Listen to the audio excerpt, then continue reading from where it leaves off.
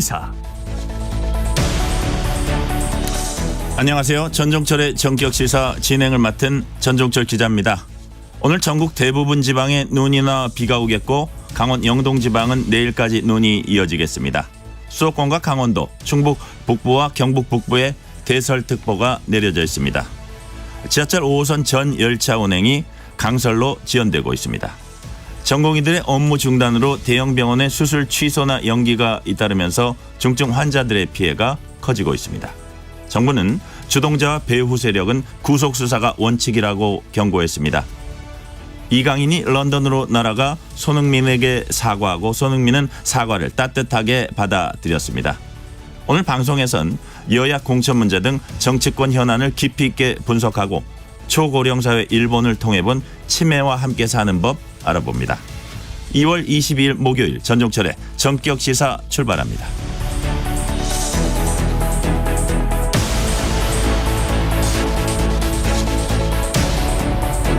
전종철의 전격시사는 유튜브로도 실시간 방송합니다. 문자 참여는 짧은 문자 50원, 긴 문자 100원이 드는 샵9730, 콩 어플은 무료입니다.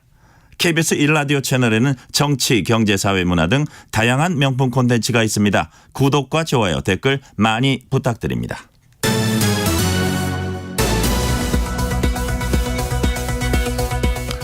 대설특보 관련 국민 행동요령 안내해드립니다. 많은 눈과 비가 내려서 도로 결빙으로 인한 차량 미끄러짐 사고 우려가 매우 높습니다.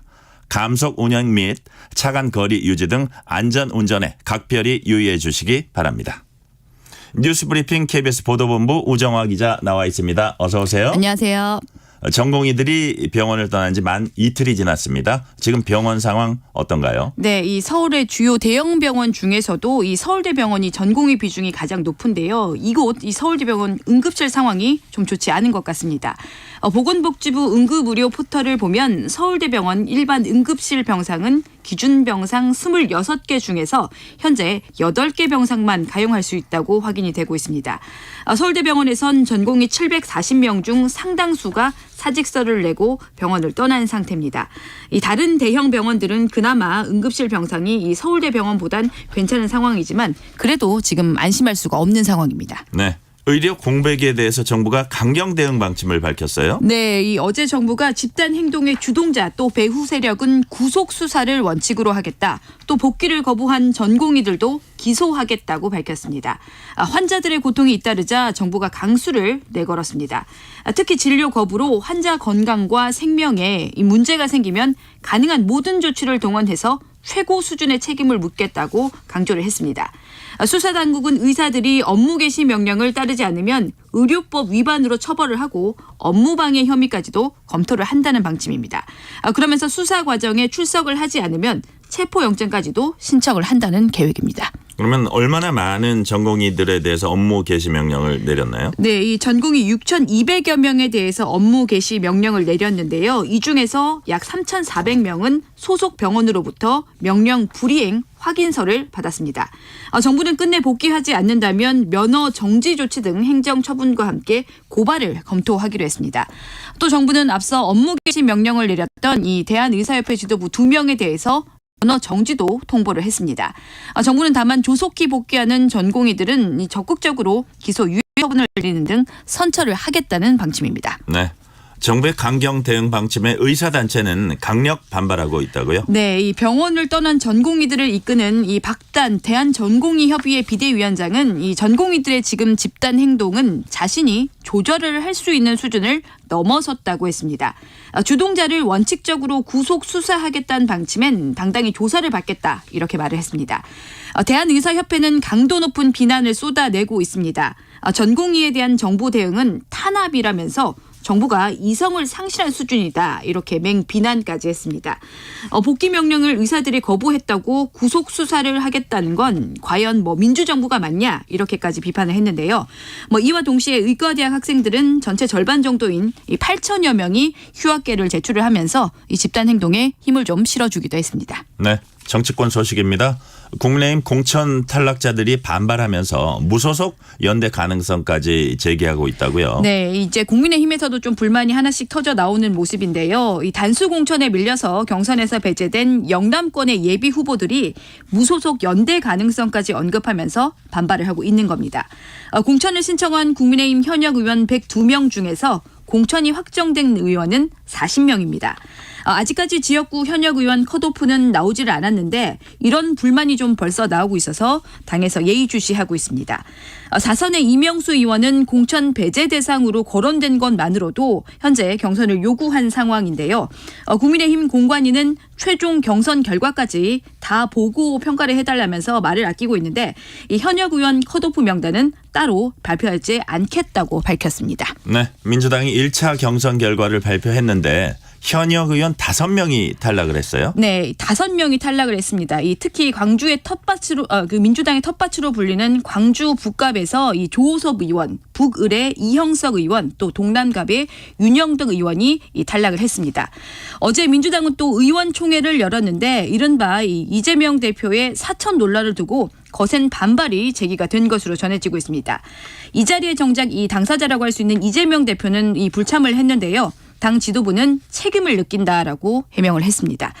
이런 상황이 계속되자 당 원로인 김부겸, 정세균 두 전 국무총리는 입장문을 내고 이재명 대표가 바로잡아야 한다 이렇게 좀 촉구를 하기도 했습니다. 네, 새로운 미래와 결별한 개혁신당 이준석 대표가 서로 지향점이 달랐다 이런 입장을 밝혔다고요. 네, 이준석 대표가 진짜 민주당을 만들겠다는 새로운 미래와 지향점이 다른 게 이번 사태의 본질이다 이렇게 좀 자신이 평가를 하기도 했습니다. 새로운 미래와 결별을 한 후에 지금 이 개혁신당의 논란이 6억 원이 넘는 보조금 수령 논란입니다. 개혁신당은 김종민 의원의 이탈로 현역 의원이 4명으로 줄었는데 이 5명이면 주는 정당 보조금 6억 6천만 원을 선관위로부터 받았기 때문입니다. 개혁신당의 선거 보조금은 이 지급 기준일 불과 하루 전에 양정숙 의원이 입당하면서 이 수억으로 불어서 꼼수 영입이란 비판을 받았는데요.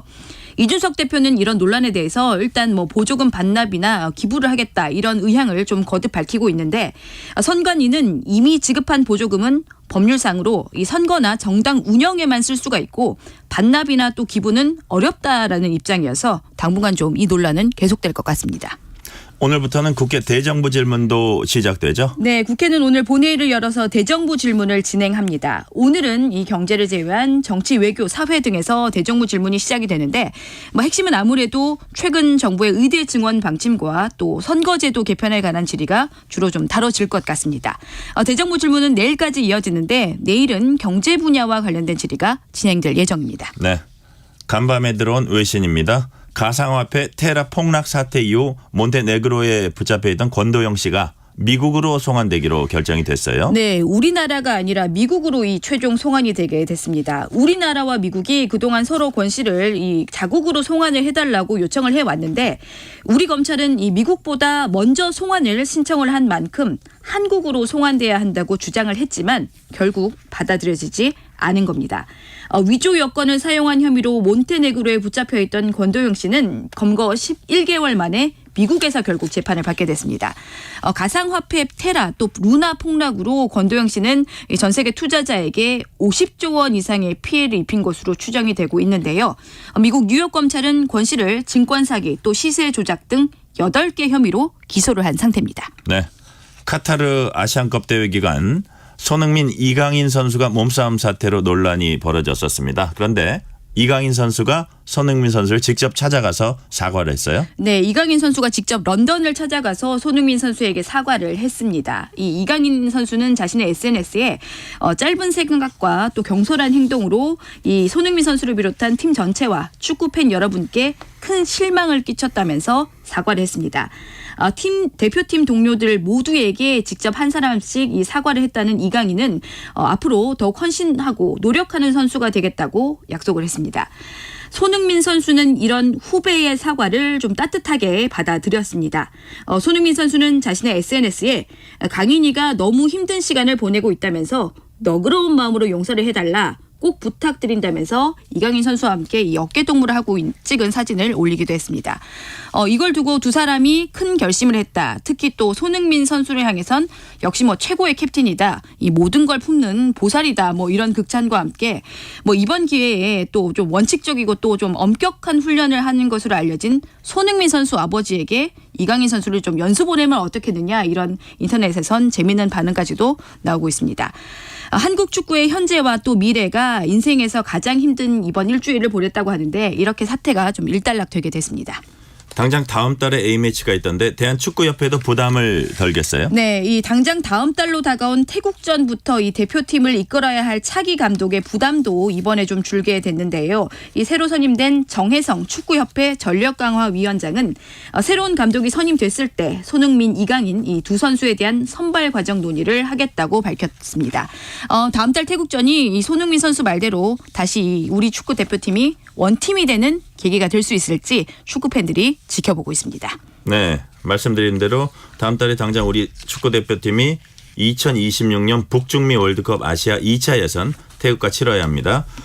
새 감독선이 임박했는데 그럼 누가 지금 감독 후보로 거론이 되고 있습니까? 네, 지금 상황에선 봤을 땐 이 국내 감독이 좀 유력하게 선임이 될 것 같습니다. 대한축구협회 전력강화위원회는 임시 감독 대신에 오는 2026년 북중미 월드컵까지 대표팀을 이끌 정식 감독이 필요하다는데 의견을 모았습니다. 그래서 다음 달 태국과의 월드컵 2차 예선까지 시간이 얼마 안 남은 만큼 국내 감독 선임을 유력하게 검토를 하고 있습니다. 축구협회는 새 사령탑의 선임 조건으로 전술적 능력, 명분, 또 지도자로서의 성과 등 8가지 자질을 제시를 했습니다. 네. 지금 홍명보 울산 감독, 김학범 제주 감독, 김기동 FC 서울 감독, 최용수 전 강원 감독까지 4명 정도가 유력한 후보로 꼽히고 있다고 하네요. 다음 소식입니다. 윤석열 대통령이 어제 민생토론회에서 수도권을 제한 6개 광역시 주변의 그린벨트를 대폭 해제하겠다 이렇게 밝혔죠? 네, 어제 이 윤석열 대통령이 직접 밝힌 내용인데요. 이렇게 되면 지난 2015년 5월 이후에 약 9년 만에 그린벨트가 완화가 되는 겁니다.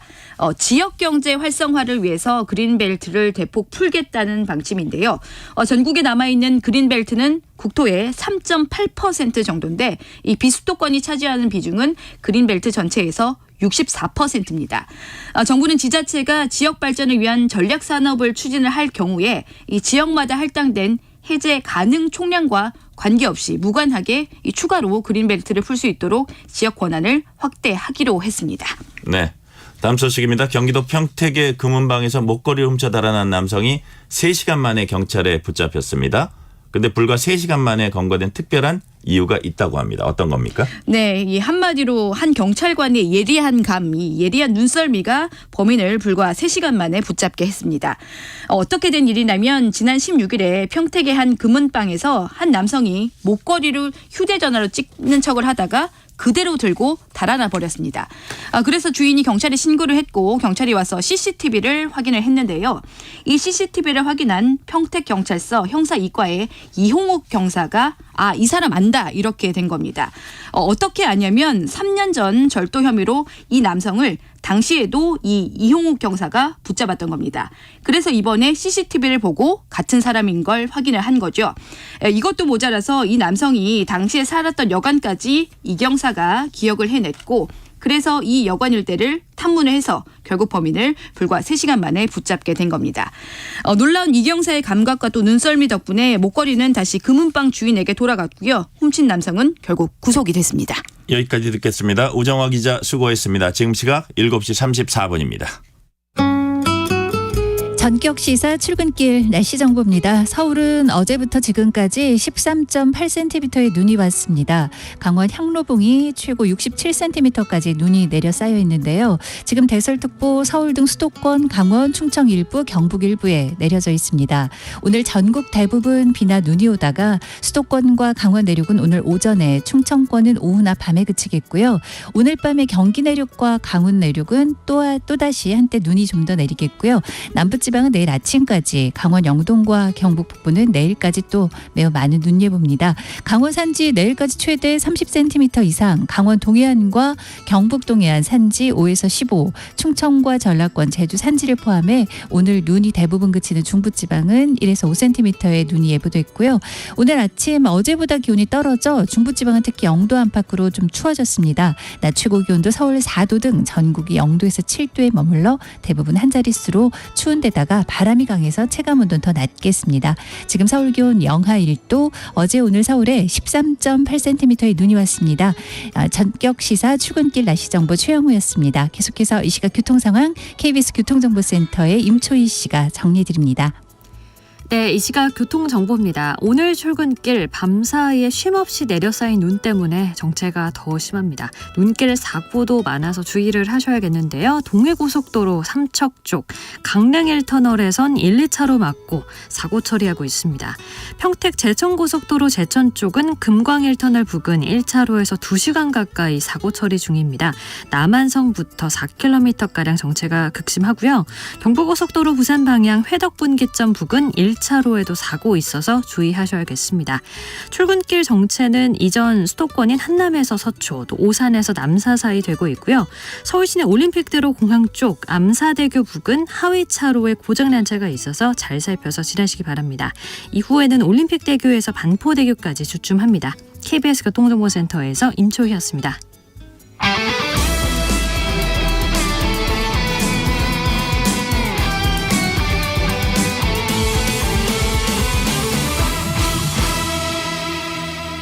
전종철의 전격 시사.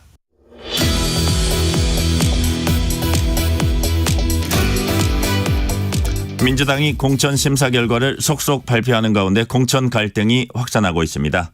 현역 하위 10%, 20% 통보를 받은 의원들이 공천 학살이라며 강력히 반발했고, 여기 밀실 공천 논란과 여론조사의 불투명성까지 부각되면서 급기야 당 원로들도 우려의 목소리를 내기 시작했습니다. 안규백 민주당 전략공천관리위원장 전화 연결해서 민주당 공천 문제 집중적으로 짚어보겠습니다. 위원장님 안녕하세요. 네, 안녕하십니까. 안규백입니다. 위원장님께서는 총선 공천의 기준으로 적소적재를 많이 말씀하셨어요. 필요한 곳에 필요한 인재 추천한다, 배치한다 이런 뜻으로 이제 이해가 되는데요. 예. 지금 어느 정도 부합하고 있다고 판단하시는지 지금까지 당 공천에 대해서 자체 평가를 한번 내려주세요. 네, 저희 전략공관위에서 지금까지 추천한 후보가 한 7명 됩니다. 네. 광주 우리 같은 경우에는 전략 경선을 하였습니다. 네, 이번 총선에서는 실정신이 정권 심판인 만큼 각 후보께서 각자의 분야, 또 우려, 또 지역 발전, 경제, 언론, 지방자치 등에서 윤석열 정권을 견제하고 전문성을 발휘할 수는 있겠지만은 또 연구나 지역 이런 특성에 부합한 후보들을 공천했다고 생각하고요. 각 지역의 그 특성에 부합하는 후보를 공천했다 이렇게 작성을 합니다. 그 7명 중에 한 명 좀 이런 사람이 있습니다. 소개해 준다면 누구 말씀하시겠어요? 7명 중에 한 명은 노정면 후보 같은 경우는 언론 발전을 많이 기여한 분이고요. 그래서 네. 그분은 인천 부평갑에 공천을 하였습니다. 그렇군요. 예. 그 전략 공천 기본 방향은 아까 잠시 얘기하셨고요. 그럼 일단 예. 그런 7명을 뽑는 데 있어서 어떤 논의에 약간 뭐 갈등이나 이런 건 별로 없었습니까?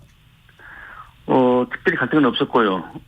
저희들은 이제 공천에 가장 중요시 여기는 부분이 도덕성 문제. 특히 국회의원은 일반 국민을 대표하면서 임무를 수행해야 되는 것이기 때문에 일반적인 시각보다는 사실상 도덕적으로 엄격한 잣대를 들일 필요가 있거든요. 네. 그래서 이를테면 금품 수수나 부패 혐의, 또 선거 관련 젠더 문제 이런 경우에는 우리 더불어민주당 대표로 공천하기는 쉽지 아마 않았었던 것 같습니다. 그래서 아마 이런 부분들을 기준으로 가지고 지금까지 전략 공천했다는 말씀을 드립니다. 네. 지금부터는 이제 민주당 공천 전반에 대해서 좀 여쭤볼게요. 어제 의원총회에서 공천 심사 결과를 두고 이제 갈등이 많이 불거지고 한 15명 이상의 의원들이 발언하면서 아주 크게 반발했다고 하는데 주로 어떤 불만을 얘기했습니까? 글쎄 뭐 다양한 의견이 나오긴 나왔습니다만은 우리 당은 크게는 이시민 전 장관부터 건너갑 고문까지 다양성이 존재하는 당 아닙니까? 네. 그래서 저는 우리 당의 이번에 이 자세가 화합과 통합을 하는 자세, 함께하는 그 지혜를 발휘하는 그런 계기가 되기를 바라고요. 다만 여러 가지 의원들의 그 집단적인 의사 표시는 다양하게 분출됐습니다. 뭐 크게는 뭐 탈당, 신당 다양한 논의가 의원들 사이에서 있었던 건 사실이고요. 그러나 그것이 지금은 집단 지성이 필요한 시점이 아닌가. 네. 감정으로 좌우질리기보다는 뭔가 이 현미경으로 좀 세밀하게 살피고 예. 많은 거는 멀리 내다보는 이런 시각이 좀 필요하다. 저는 이렇게 생각을 합니다. 네. 그래서 이분들과 함께 저는 마음을 열어젖히고 만나보겠다 이런 말씀을 드립니다. 어제 의총에서 이제 제가 듣기로는 과연 이번 지금 진행되고 있는 뭐 컷오프라 그럴까요? 하위 10%라 그럴까? 이런 거의 기준이 뭐냐? 공정성 부분이 이제 많이 집중적으로 제기가 됐고 객관성 그다음에 뭐 이런 사태가 이렇게 됐는데 책임지는 사람이 없다. 이런 얘기가 좀 나왔다고 하는데요. 어저께 보니까 뭐 이재명 대표 불참했고 사실은 뭐 의원들 얘기를 직접 들어야 되지 않나 이런 얘기가 많거든요. 정청래 최고위원 넘버2인데 역시 중간에 나왔습니다. 그래서 이 시기에 당 지도부가 뭐 책임 회피하는 게 아니냐 이런 지적이 나와요. 어떻게 보세요? 글쎄 뭐 대표께서도 제가 뭐 따로 확인하지는 않았습니다만은 예예. 다른 중요한 일정이 있지 않나 싶은 생각이 들고요. 대표께서 말씀하신 대로 페이스북에 아마 모든 원망은 대표인 제게 돌리라 이렇게 쓰지 않았습니까? 그렇게 공언을 했다면은 책임을 회피할 이유가 어디가 있겠습니까? 그리고 그날 그 여러 가지 어제 그 상황에 대해서는 야당은 원래 그 공천 과정에서 굉장히 여러 가지 잡음과 시끄러움이 많은 것이 지금까지 있어 왔었고요. 여당과 달리 자리의 제한적인 상황 또 여러 가지 그런 상황이 있기 때문에 야당으로서는 공천 과정에서 이런저런 잡음이 있었는데 이것을 저희들은 하나의 과정이라고 생각을 하고 공천이 끝나면은 일대 대우를 형성해서 선거에 몰입하라고 생각하고 있습니다. 박용진, 윤영찬 의원 현역 하위 10%, 송갑석 의원 현역 하위 20%. 위원장께서 이분들 아마 오래 지켜보셨을 겁니다. 하위 10%, 20%들 그런 분들입니까? 좀 이상합니까? 굉장히 어려운 질문인데요. 저희 당은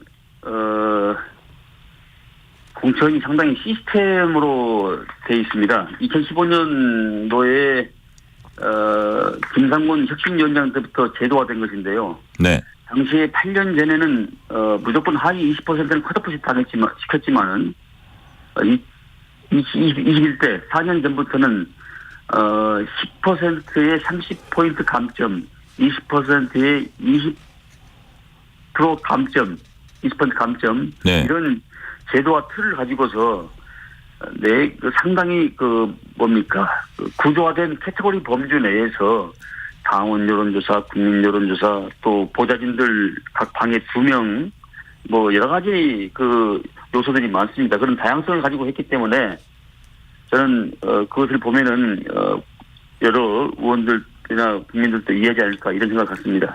제가 말씀드린 이 새 의원 사실 의정 활동 잘하기로 두루 정평이 나 있다는 게 이제 객관적인 평가입니다. 본회의 출석률, 상임위 출석률, 법안 발의율, 객관적 수치로 볼 때도 그렇고요. 송갑석 의원은 최우수 의정 대상 3년 연속 수상. 전체 국회의원 300명 중에 딱 2명이랍니다.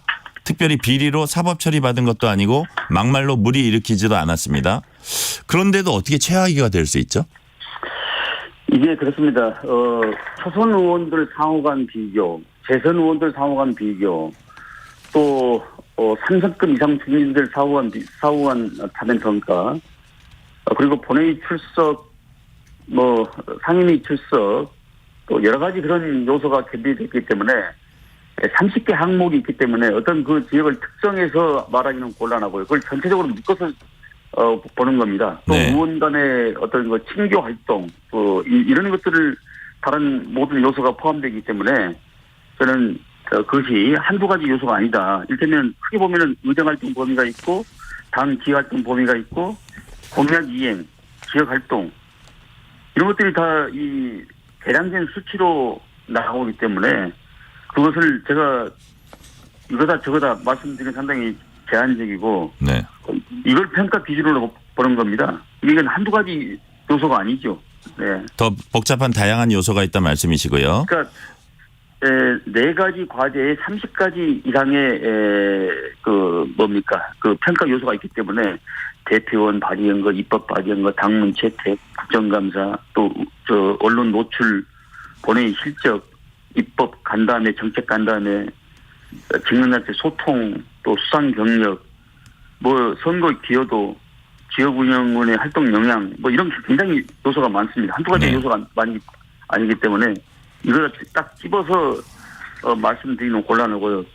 아마 지역에 가보면은 더 잘 아실 겁니다. 네, 동료 부분에 대해서 제가 그 부분에 대해서 말하는 건 상당히 제한적이다 이렇게 알 수 있을 것 같습니다. 그 평가표 전면 공개할 의향은 있으세요? 혹시 객관성에 계속 문제를 제기하면? 그건 개인정보 문제이기 때문에요. 예. 만약에 본인이 개인적으로 열람하겠다 하면은 몰라도. 열람하겠다 그건 100% 가능합니다. 아, 그렇습니까? 근데 그것을 공개적으로 연락하면은 그 후보가 본선거에 나갔을 때 상당한 그 비스가 되지 않겠습니까? 네. 그것은 전면적으로 공개하는 것은 상당히 제한적이고요. 본인이 본인 걸 보려면 100% 가능합니다. 이 신청을 하면은. 네. 그 각 지역구별로 진행된 여론조사도 논란입니다. 지역구 현역 위원을 배제하고 여론조사 실시한 사례가 다수 확인이 됐어요. 여론조사 주체가 누군지 처음에 이제 계속 안 밝히다가 최근에 조정식 사무총장이 대체로 당에서 한 거 맞다 이렇게 확인을 해줬습니다. 이런 여론조사 진행 상황 정상입니까? 선거 때가 되면은 다양한 시뮬레이션을 둘러서 어느 후보가 어느 지역에 적합한 후보인가 또 어느 후보가 어느 지역에 경쟁력이 있는가 저희들은 이제 이를테면 전략 지역이 있을 거 아닙니까? 네. 우리 당이 생각하는 전략 지역에 어느 후보를 내보내야 상대 후보를 꺾을 수 있는가 이런 것을 아마 다양하게 하기 위해서 하지 않았나 싶은 생각이 드는데 아무튼 이번 같은 경우는 약간의 좀 무리한 측면이 있지만은 선거 때가 되면은 이런 다양한 시뮬레이션을 돌리는 건 저는 기본이라고 생각합니다. 뭐 상당수 사람들이 현역 의원이 배제된 거는 좀 이례적이라는 말씀을 많이 하시더라고요. 자, 다음 질문으로 넘어갈게요. 네. 임종석 전 실장에 대해서 추미애 전 장관이 불출마 요구를 하더니 이명백 공천관리위원장도 임 전 실장 실명을 거론하지는 않았지만 비슷한 맥락의 얘기를 했고요.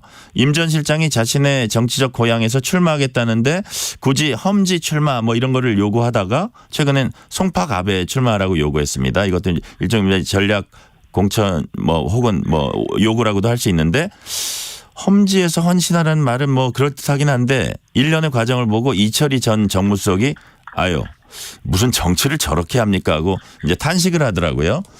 이런 과정은 어떻게 보세요?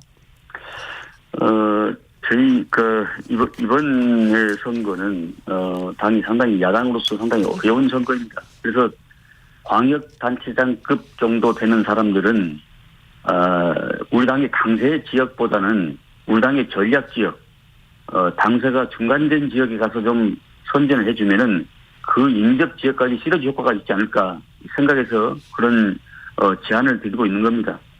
네. 윤석열 정권 탄생 책임론을 말하면 임종석 전 실장보다 추미애 전 장관이 더 큰 거 아니냐 이런 지적도 있거든요. 근데 추미애 전 장관은 지금 이제 전략 공천 얘기 많이 나오고 있는데 이 부분은 어떻게 보세요? 그건 제가 당내 인사들에 대해서 평가하기는 상당히 제한적이고요. 아마 국민들 시각에서 바라보면 더 잘 아실 거라고 생각합니다. 위기감이 확산하니까 임채정, 김원기 문희상 전 국회의장과 김부겸, 정세균 전 총리 등 당 원로들이 한자리에 모였습니다. 이 중에 이제 김부겸, 정세균 전 총리가 입장문에서 민주적 원칙과 객관성이 훼손되고 있다는 우려를 금할 수 없다. 그리고 이재명 대표가 바로잡아야 한다. 일리 있는 얘기입니까?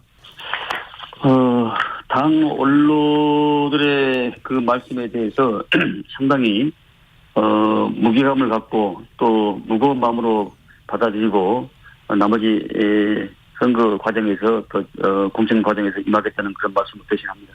네. 비명 행사, 친명 횡재라는 말이 지금 당내에서 돌고 있습니다. 이 가운데 이제 최근에는 이재명 대표 사퇴 혹은 이선 후퇴론이 당 안팎에서 나오기 시작했어요. 이런 말들은 본래 이제 원칙과 상식 의원들 정도나 하던 말인데 여러 의원들이 얘기를 시작했습니다. 대표의 결단이 필요하다고 보세요? 전쟁 중에 장수를 바꾸는 경우는 없습니다. 전쟁에 장수를 바꾸는 경우는 없고요. 네. 그분들의 한마디 한마디를 뼈아프게 받아들이면서 선거에 임해야 되지 않나 그렇게 생각합니다. 당장 이제 제3지대에선 공천 탈락 위기에 놓인 의원들에게 러브콜을 이제 보내고 있을 겁니다. 실제로 그러고 있다고 해요. 네. 실제로 잘못된 공천 결과에 이제 집당 탈당이 현실화되고 만약에 초라한 총선 성적표가 돌아오면 그때 책임은 누가 지게 됩니까? 그건 당을 맡고 있는 사람으로서의 그런 여러 가지 권한과 책임이 동시에 주어지기 때문에 네. 권한과 책임이 있는 사람들이 다 지키지 않겠습니까? 네. 네, 아마 그렇게까지 가지는 않을 거로 생각합니다. 네. 서울 지역 격전지에 법조인 출신 여성 3분 전략 공천할 것이다.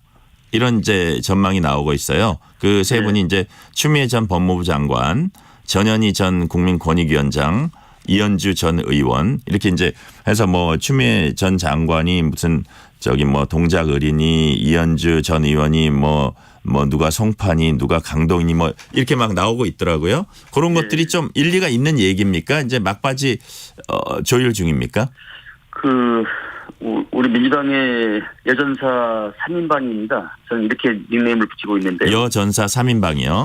네. 네네. 제가 결정하기 전에 뭐 특정에 대해서 말씀을 드리면은 다양한 해석과 분란이 나올 수 있지 않겠습니까? 얼마든지 말씀을 드리고 싶지만은 그런 구체적인 언급은 제가 자제하도록 하겠고요. 네. 이 3분의 전직 여성들께서는 아마 임전무퇴의 자세를 준비하고 계실 것으로 생각합니다. 아, 그러면 아주 중요한 임무를 아마 당에서 맡기게 될 가능성이 높다. 이렇게 이해를 해도 되겠습니까? 이번 그렇습니다. 총선에서? 예. 그러면 어디 수도권 서울을 위주로 해서 아마 전략 공천이 될 거다 이런 예상을 해도 크게 틀리진 않겠네요. 그렇습니다. 예. 네. 의원님은 서울에서 오래 의정 활동을 하셨습니다. 그리고 그 전에는 또 당 간부로서도 오래 활동하시고요. 정말 경험이 정말 많으신데 사선 중진 의원으로서 현재 서울 판세 어떻게 되고 있다고 보세요? 서울은 그때그때 선거 구도나 이슈에 좌우되는 경향이 없습니다. 소위 말하는 바람에 따라서 다양한 국면이 펼쳐지는 곳인데요. 이런 와중에도 여타 수도권보다 집값이 높다 보니까 다소 좀 그 보수세가 강한 곳이 사실 아닙니까? 네. 그러나 제가 이 서울 지역 국회의원으로서의 드리고 싶은 말씀은 아마 서울 시민들께서 굉장히 현명하시고 또 민주주의에 대한 의지가 굉장히 강하십니다. 일을 잘하는 사람 뽑기도 하고 균형 감각을 가진 그런 치우치지 않는 그런 후보를 뽑기도 합니다. 그 대표적인 것이 저희 이제 동대문 유권자의 분들의 사례인데요. 서울은 윤석열 정권의 실정이 시작된 곳이기도 합니다. 바로 대통령실을 무리하게 이전하면서 이 정권의 독선과 아집 또 독주가 날것으로 좀 드러나지 않았습니까? 그래서 4월 10일은 아마도 서울 시민께서 단호한 정권을 심판하려고 확신하고 있습니다. 네. 민주당 위성정당인 민주개혁진보연합이 다음 달 3일 이제 창당을 하죠. 네. 진보당, 새진보연합이 참여를 같이 합니다. 이중 통합진보당이 후신으로 이제 평가가 되고 있는 진보당은 비례 3개, 지역구 3개 등 4석 챙길 수 있는 이제 기회가 생겼는데요. 대한민국 정체성을 부정하고 한미 관계 해체해야 한다 이렇게 하는 정당에게 민주당이 국회 문을 활짝 열어줬다 이런 비판이 나옵니다. 여기에 대해서는 어떻게 생각하세요? 기본적으로 이제 그 민주개혁 진보연합이 이제 다음 달 3월 3일 날 창당할 예정인데요. 네. 시민사회 몫으로 국민후보에서 1번에서 4번 배치하고 진보당과 새진보연합 세석시 그리고 우리 더불어민주당 후보를 교차 배치하는 이런 안배하는 순번을 배치할 것으로 논의가 되고 있는 과정이라고 저는 보고 있습니다. 네. 조금 전에 말씀하신 그 부분에 대해서는 그분들의 여러 가지 노선과 차이에 대해서는 어떤 우리가 민주주의를 발전시키는 자양분으로 좀 삼아야 되고 또 그런 저희 당과의 다른 그런 것에 대해서는 걸리는 그런 필터링 일을 해야 되지 않나 이렇게 생각합니다. 네네. 오늘 여기까지 듣겠습니다. 안규백 민주당 전략공천관리위원장이었습니다. 감사합니다. 네, 감사합니다. 전종철의 전격시사 1부 순서 마치고 2부가 이어집니다.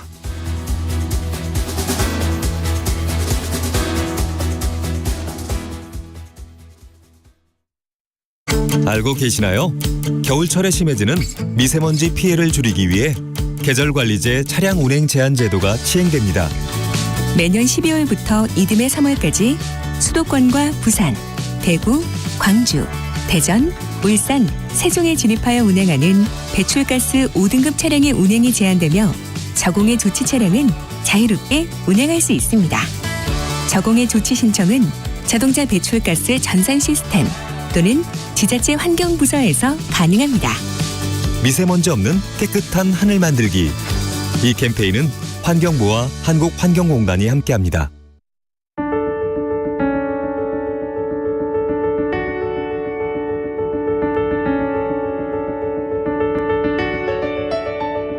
KBS 라디오 기후위기 대응 캠페인 지구를 안녕하세요. 저는 기후솔루션의 배여진 캠페이너입니다. 우리는 매일 기후위기를 겪고 있는데 알아채지 못할 뿐이라고 생각을 합니다. 기후위기 시대라고 이제 많이 들어보셨을 텐데 위기가 계속되는 시대인 겁니다. 우리가 그런 시대를 살아가는 것이고 다만 이 위기가 아직 나에게도 이제 일어나지 않은 것일 뿐이지 언젠간 나에게 일어날 수 있는 일입니다.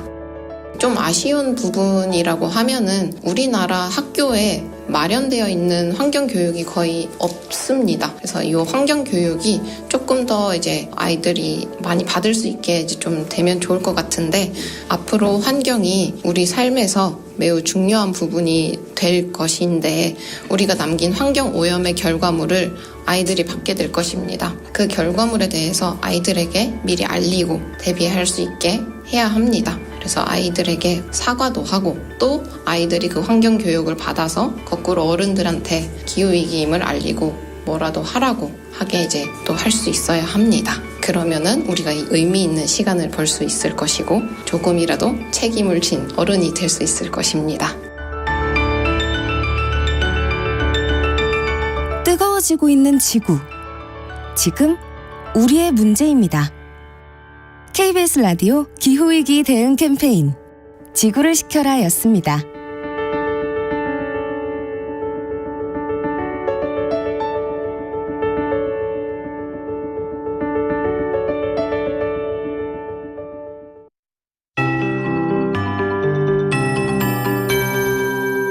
KBS 58분 날씨.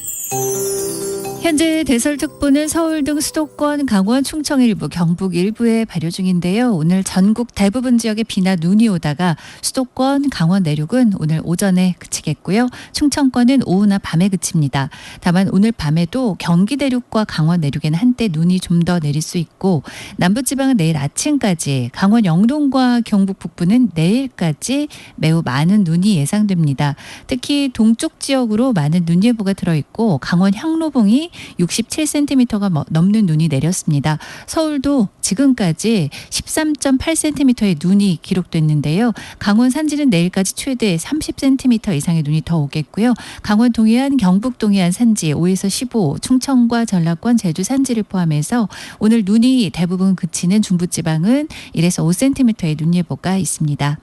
오늘 아침 기온 어제보다 낮아 0도 안팎인 곳이 많고요. 중부지방은 영하권으로 좀 더 떨어져 있습니다. 아침 추위가 좀 있는데요. 그래도 평년보다 높은 기온입니다. 오늘 낮 기온은 서울 4도 등 전국 0도에서 7도로 평년보단 낮겠고요. 바람도 강해서 체감 온도가 낮은 하루라 따뜻하게 챙겨 입으셔야 됩니다. 경상권 해안과 전남 해안, 제주의 강풍특보가 대부분 해상이 풍랑특보 발효 중입니다. 지금 서울 기온 영하 1도, 어제 오늘 서울에 13.8cm의 눈이 왔습니다. 최영우였습니다.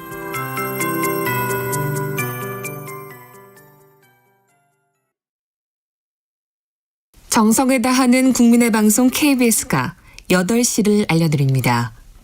AM 711kHz, FM 97.3MHz, KBS 1라디오입니다. HLKA.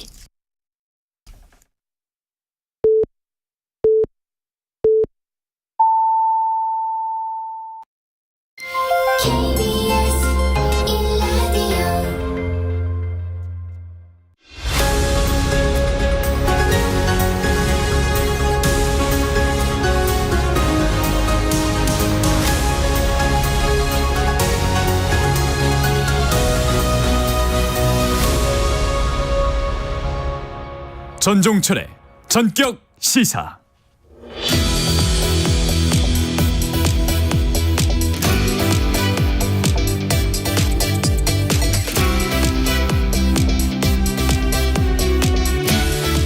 국민의힘 공천도 반환점을 훌쩍 돌았습니다. 국민의힘은 시스템 공천에 의해서 대체로 순조롭게 진행되는 평가도 받고 있지만 공천 탈락자들의 일부 반발과 무소속 연대 움직임까지 나타나고 있습니다. 일찌감치 단수 공천받은 안철수 국민의힘 의원 전화 연결해서 자세한 얘기 나눠보겠습니다. 의원님 안녕하세요. 네, 안녕하십니까.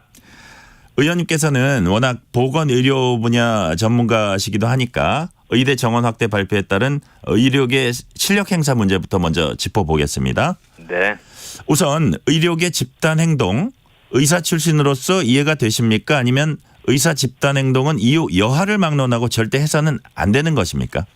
네, 저도 의사면서 정치인입니다. 네. 그래서 제가 동료 선후배 의사분들께 제가 부탁드리고 싶은 것이 저희들이 졸업식 할 때 히포크라테스 선서를 합니다. 네. 나는 환자의 건강을 최우선적으로 고려할 것이다. 그렇게 선서를 하고 의사가 되거든요. 그래서 거기로 돌아가서 그 정신으로 돌아가서 정말 환자의 목숨을 위협을 가할 수 있는 그런 집단 행동은 멈추라고 호소하고 싶습니다. 네. 의원님께서 의대 정원을 어느 정도 규모로 확대하는 게 적정하다고 보고 계신지 궁금합니다. 의대 정원을 연 2,000명씩 늘리겠다는 정부 방침 어떻게 생각하세요? 저는 정부에서 주장하는 그 순서가 좀 바뀌었으면 합니다. 네. 무슨 뜻이냐면 사실은 의료계에서의 문제는 모두 다 알고 있지 않습니까? 일명 내외산소라고 하는 내과역과 소아과 산부인과 필수 의료 인력이 지금 너무나 줄어들고 있고요. 네. 그다음에 또 지방 의료가 지금 파탄지경입니다. 이거를 해결하고자 이제 의대 정원을 꺼냈지 않습니까? 네. 그러면 당연히 어떻게 해야 되느냐? 어떻게 이 문제들을 해결할 것인가 그 방법을 내놓고 그럼에도 불구하고 어느 정도의 의사가 부족하다는 것을 정교한 시뮬레이션을 통해서 내놓는 게 그게 국민과 의사들에게 설득력이 있을 겁니다. 네. 그래서 조금 더 자세하게 말씀드리면 사실 저는 의대 정원을 증원하는 것은 찬성하지만 구체적으로 내외산소 왜 이렇게 의사들이 안 가는가 그건 수가가 너무 낮기 때문이거든요. 네. 그래서 수가를 어느 정도로 올릴 것인가. 그다음에 황폐화된 지방의료 붕괴는 사실 국가가 제 역할을 못해서 그렇습니다. 어느 정도로 우리가 지원하고 발전 방안을 내놓을 것인가. 그다음에 또 의료인에 대해서 지금 과도한 법적 책임이 있습니다. 길 가다가 어떤 분이 쓰러졌을 때 의사가 그분을 살리려고 노력해도 돌아가실 수 있는데 그럴 때 형사처벌됩니다. 네. 외국에서는 굿 사마리탄 로라고 해서 그렇게 책임을 묻지는 않거든요.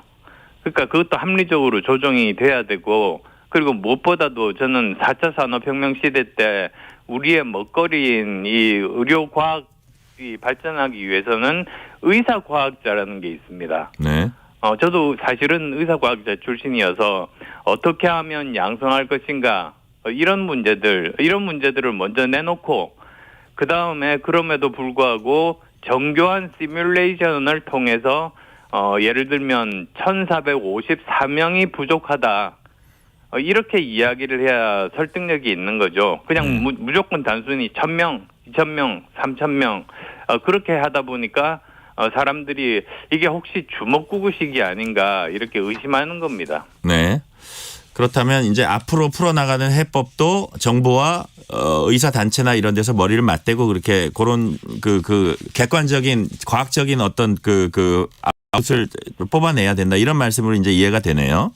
예, 그래서 의료계에서도 집단 행동 멈추고 정부에서도 정교한 데이터를 가지고 서로 대화를 통해서 이 정말 우리나라 공익의 가장 중요한 이 의료 문제를 이번 기회에 잘 해결했으면 좋겠습니다. 의원님은 야당을 향해서 민주당과 이재명 대표가 의대 정원 확대 무턱대고 비판할 자격 없다 하셨습니다. 무슨 뜻입니까? 사실 이 문제가 지금 풀어야 될 문제가 아니고 예전부터 풀었어야 되는 문제입니다. 네. 의대 정원이 지금 아시다시피 20년 이상 동결이 돼 있거든요. 늘어야 되는 건 확실합니까? 네, 20년 이상 지금 동결이 돼 있는 데다가 그 기간 동안에 또 동시에 일어난 게 필수 의료 지원자가 줄어들고 지방 의료 쪼그라들고 그 문제를 그냥 그대로 놔둔 겁니다. 방치한 겁니다. 네. 그래서 사실 이 문제는 문재인 정부 때부터라도 이 문제 해결을 시작을 했었으면 지금 이 정도로 심각하지는 않았을 것이다. 이렇게 생각합니다. 그래서 이재명 대표가 비판을 하기보다는 오히려 정부 여당과 함께 이 문제를 함께 긍정적으로 푸는 그런 전향적인 태도를 보이기를 희망합니다. 네. 총선 얘기로 넘어가겠습니다. 의원님께서는 일찌감치 분당감 지역에 이제 단수 공천 받으셔서 지금 지역구 구석구석 누비고 다니실 거예요. 예. 분당갑의 민심이랄까요? 유권자들이 어떤 걸 지금 가장 원하고 있습니까? 우선은 저를 밀어주신 그 분당갑 주민 여러분께 진심으로 감사의 말씀을 드리고요. 그리고 사실 제가 재보궐선거로 들어왔기 때문에 임기가 1년 반밖에 지나지 않았습니다. 네. 그렇지만 그동안 나름대로 많은 성과가 있었기 때문에 이제 그 부분들 제가 설명드리고 있고 그리고 또 부족한 부분들 특히 이번에 1기 신도시 특별법이 통과되면서 다시 또 어디가 먼저 선도지구가 되고 또 이분들이 어디에 이주 단지를 만들고 이제는 문제가 훨씬 더 복잡해졌습니다. 역시 현안은 재건축이군요. 네, 그렇습니다. 그 재건축 그리고 또 그 지하철 연장을 포함한 교통 문제 네. 이런 문제들이 많습니다. 그다음에 또 물론 학교나 연구소 유치도 있는 거고요. 그래서 그 세 가지를 저는 중점적으로 지금 저 설명도 드리고 이제 말씀들도 듣고 있습니다. 네. 인근의 이제 수원 지역 선거가 어떻게 될지도 초미의 관심입니다. 지난 총선 수원 5군데 여당이 모두 패하는 등 대표적 열세 지역으로 이제 돼 있는데요. 이번에 좀 다를 수 있다고 보세요? 저는 다를 수 있다고 봅니다. 얼마 전에 제가 이수정 교수님 그 사무실 개소식에 가졌습니다. 네네. 거기 광교가 저한테는 참 뜻있는 곳인 것이 제가 정치하기 마지막 직장이 바로 광교에 있는 서울대 융합과학기술대학원이었습니다. 네. 그래서 저한테는 굉장히 친숙하고 이수정 교수님도 제가 작은 당을 할 때부터 본인의 어떤 뭐 계산 없이 도와주시던 고마운 분이셔서요.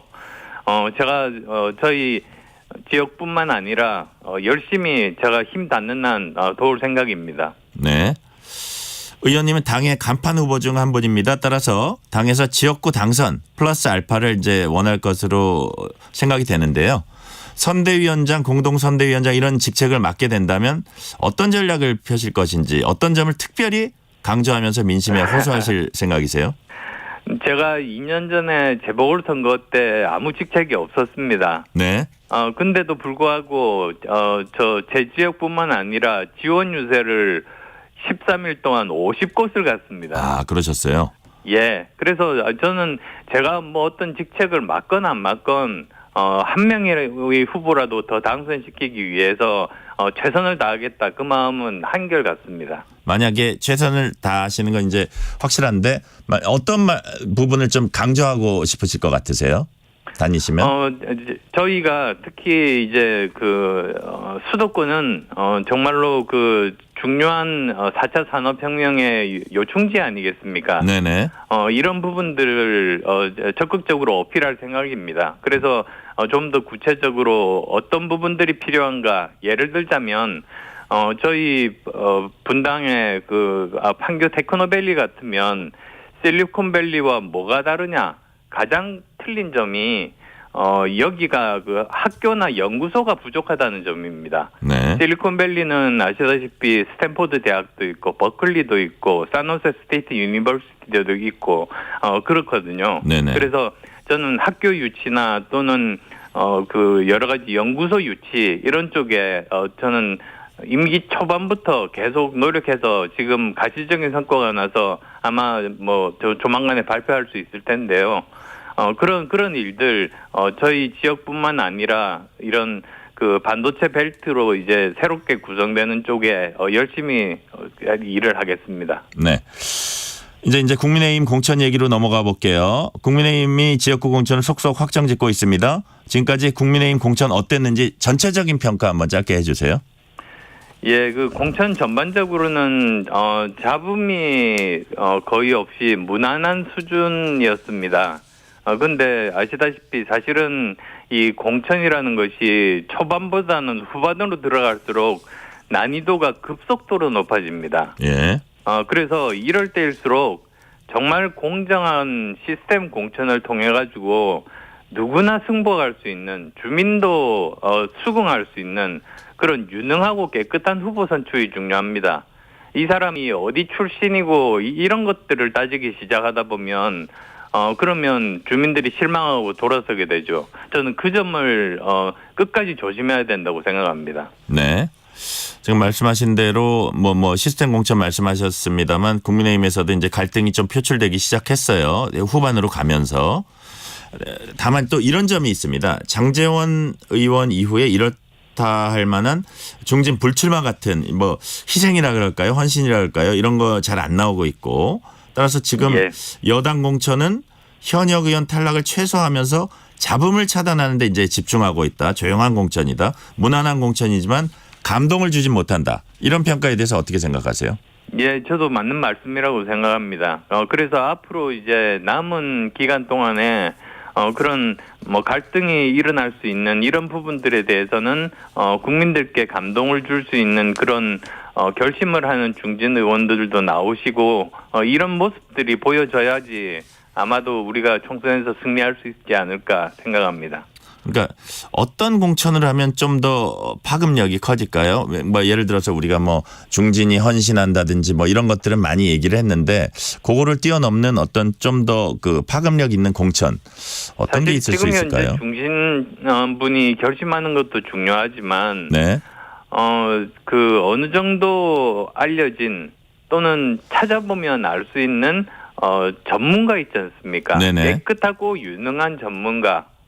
그래서 그 점이 저는 조금은 부족하다고 저도 스스로 생각하고 있습니다만 그런 우리나라의 인재가 굉장히 많습니다.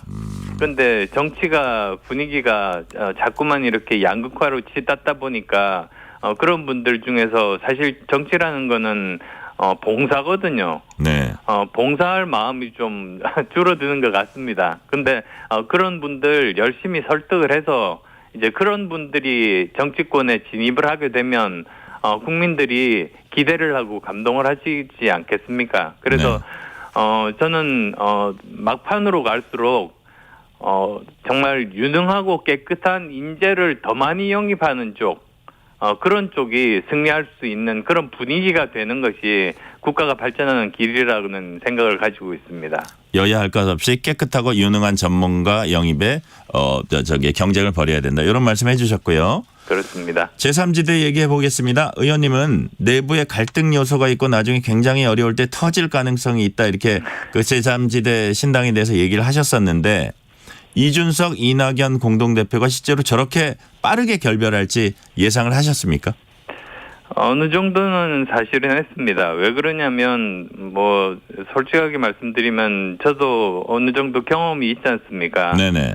근데 보면서 정말 중요하다고 생각했던 게 합치기 전에 국민들에게 대국민 선언을 하기 전에 정말 속에 있는 모든 생각들을 털어놓고 그게 합의가 될 수 있는 건지 그리고 또 만약에 합의를 한다면 사실은 어느 정도 자기 생각을 접고 포기를 해야 되는 그런 상황이 있을 수 있는데 과연 그런 것들이 가능한지 그런 것들에 대해서 충분히 다 숙고한 다음에 발표를 해야 됩니다. 네.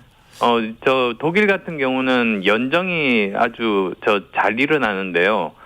그럼에도 불구하고 연정 그 계약서를 쓰는데 거의 한 달이 걸리고 그 분량이 책 한 권 정도랍니다. 네네. 사실 그 정도로 정교하게 치밀하게 했어야 되는데 너무 급속하게 저 설날 직후에 그냥 발표를 위주로 하다 보니까 이런 사단이 생긴 것 아닌가 싶습니다.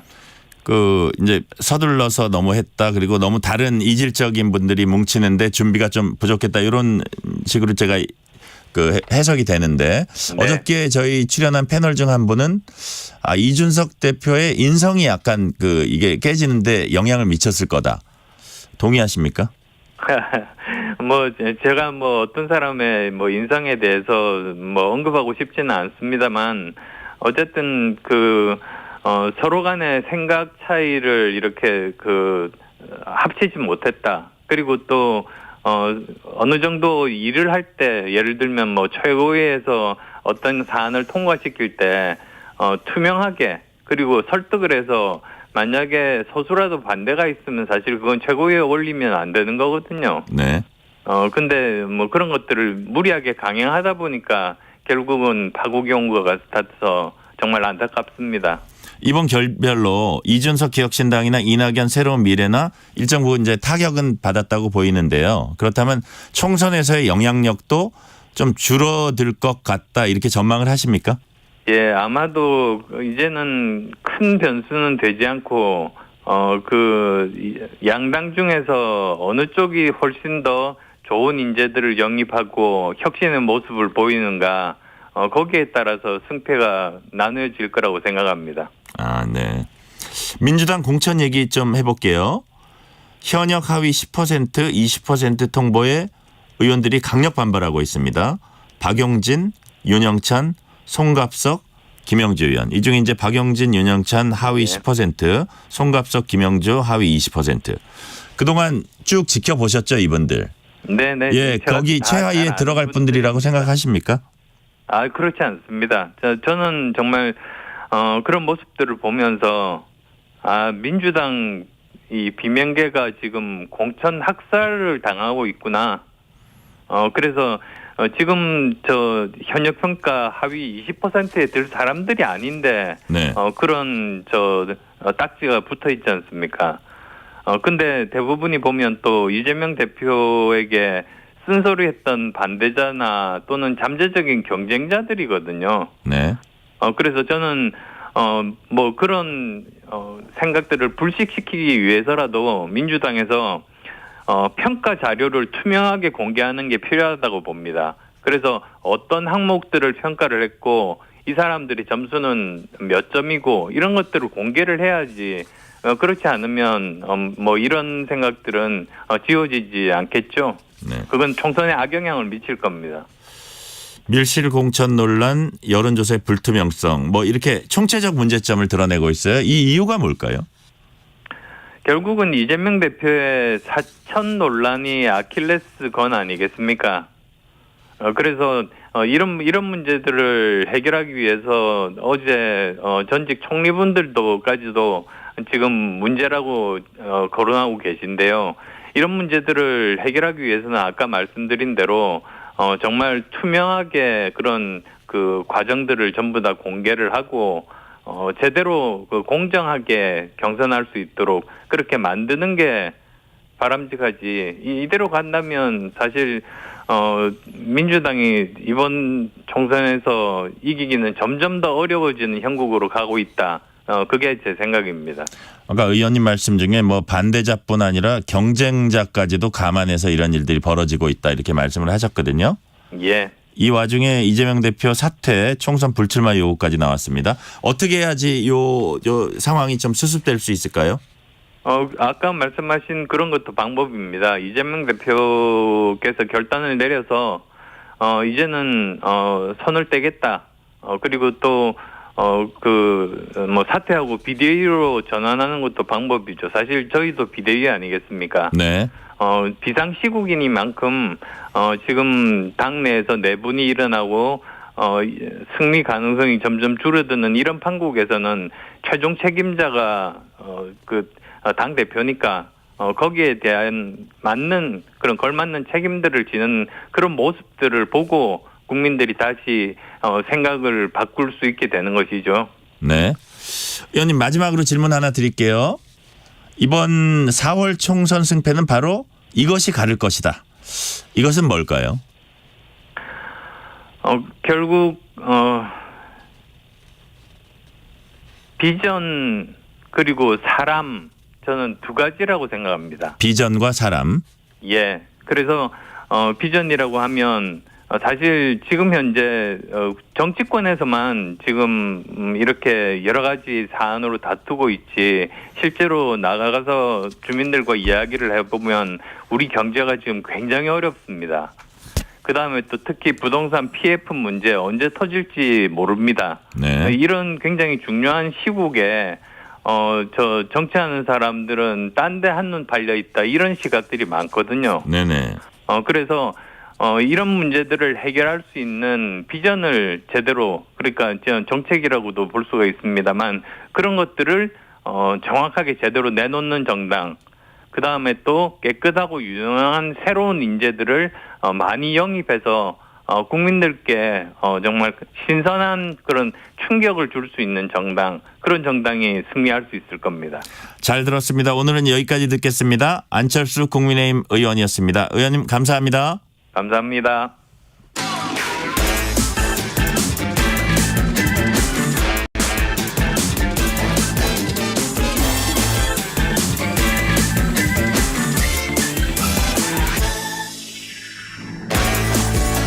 비수도권 그린벨트 해제 문제를 한국경제신문 최형창 기자와 함께 알아봅니다. 최 기자 어서 오세요. 네, 안녕하세요.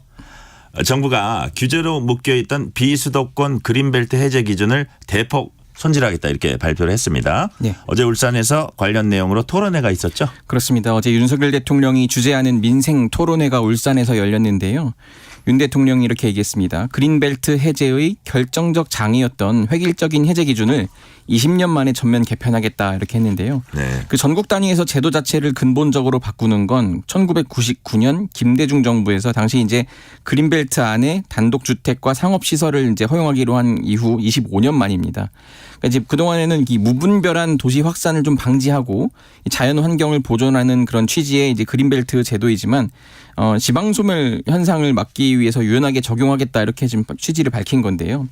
윤 대통령은 그린벨트라는 것도 국민이 잘 살기 위해 만들어 놓은 것이니 잘 사는데 불편하면 풀 건 풀어야 한다 이렇게 네. 강조를 했습니다. 특히 이제 울산이 자동차, 조선, 석유화학으로 조금 상징이 되잖아요. 네네. 근데 이제 그걸 넘어서 첨단 산업 도시로 도약하기 위해서 필요한 게 입지 공간이다 또 이렇게 진단을 했습니다.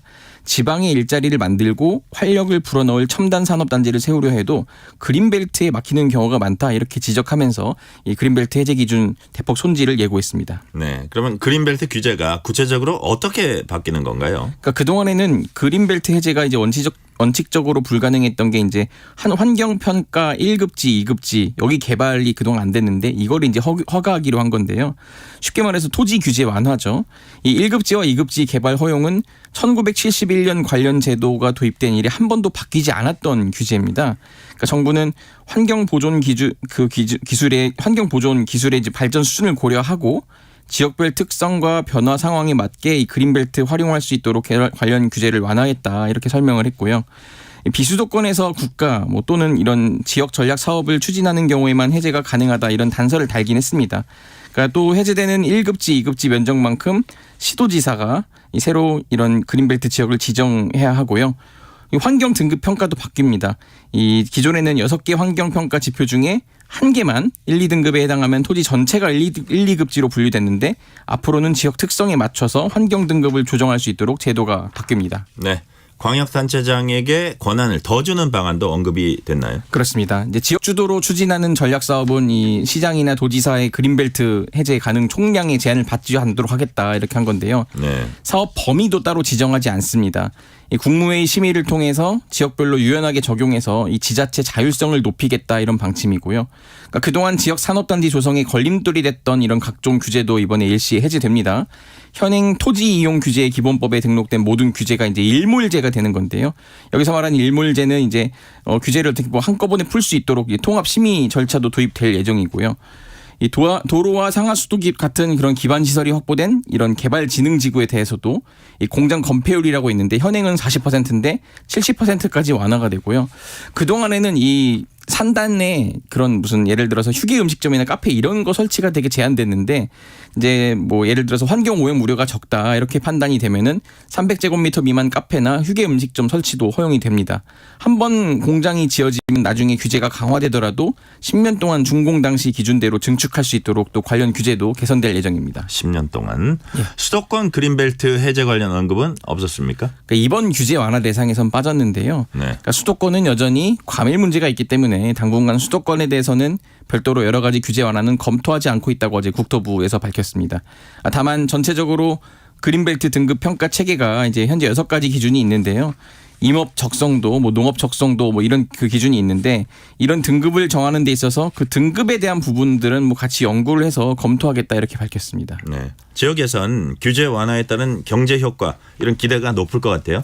그렇습니다. 이번에 정부가 내다보는 게 한 최대 10조 원의 직접 투자 효과가 창출될 것이다. 그러니까 부산, 울산, 경남 지역에 해당하는 건데요. 그 정도로 예측을 하고 있고요. 지금 국토부에 따르면은 울산이 전체 행정구역의 4분의 1이 그린벨트로 설정이 돼 있어요. 네. 그러니까 이 가운데 개발이 불가능해서 환경평가 1급지, 2급지 그런 비율이 그 중에서 이제 80%에 달하는 거예요.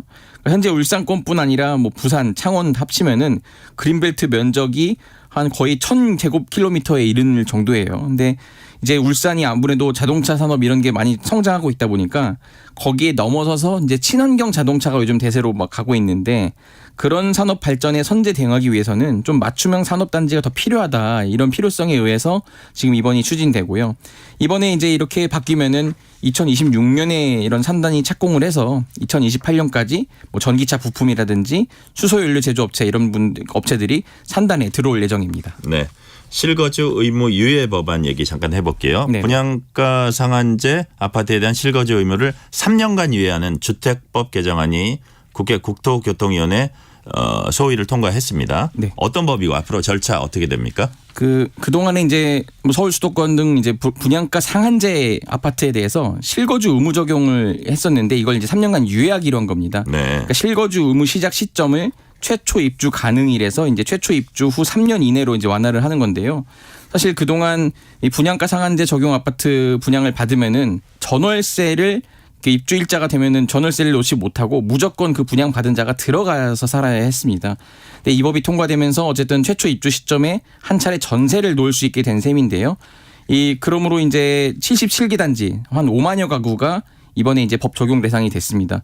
벌써 이미 입주를 시작한 곳도 있어요. 이것 때문에 지금 뭐 전세도 놓지 못하고 굉장히 막혀있던 그런 상황이었는데 어쨌든 지금 이제 규제가 풀리는 분위기고요.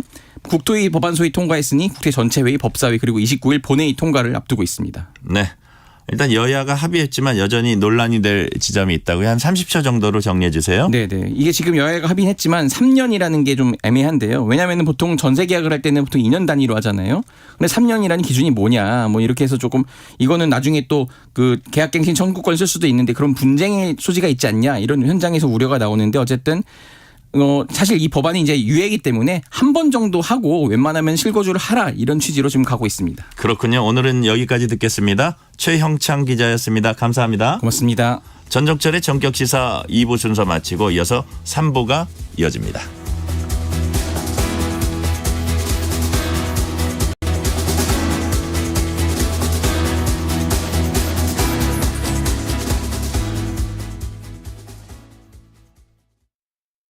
잠시 후 8시 반부터 일부 지역국에서는 해당 지역 방송을 보내드립니다. 워렌 버핏은 가치 투자, 필립 피셔는 성장주 투자, 피터 린치는 장기 투자, 그리고 성기영은 경제쇼. 방법은 달라도 목표는 하나. 여러분을 성공의 길로 안내합니다. 평일 오후 4시 5분 성기영의 경제쇼. 주말 오후 5시 5분 정보를 업그레이드한 성기영의 경제쇼 플러스. 일주일 내내 함께 하십시오. 편지 왔습니다. 퇴근길 지친 당신에게 힘이 되는 뉴스를 전해드립니다. 매일 저녁 당신과 함께 읽는 세상 이야기. KBS 1라디오 뉴스레터 K. 지금 시각은 8시 30분입니다. KBS.